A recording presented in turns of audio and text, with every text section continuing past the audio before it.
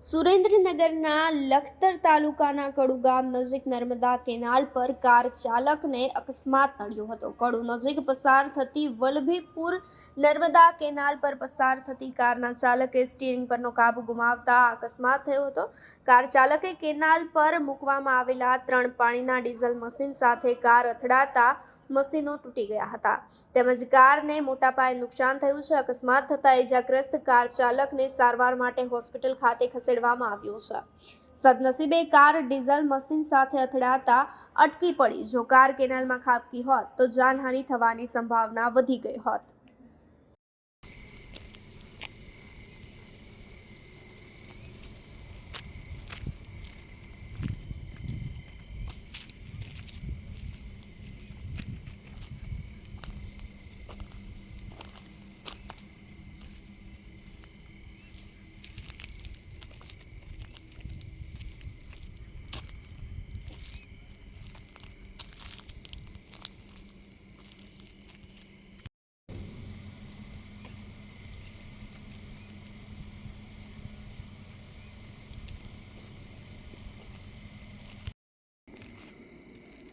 ये 18 है।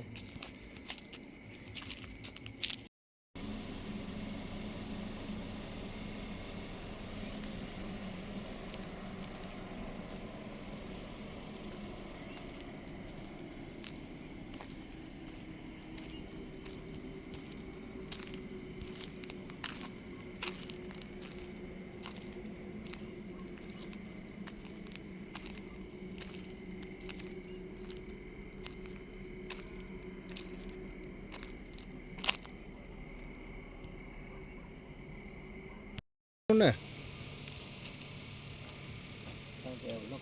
ગાડી વાળો નવા કંપો હતો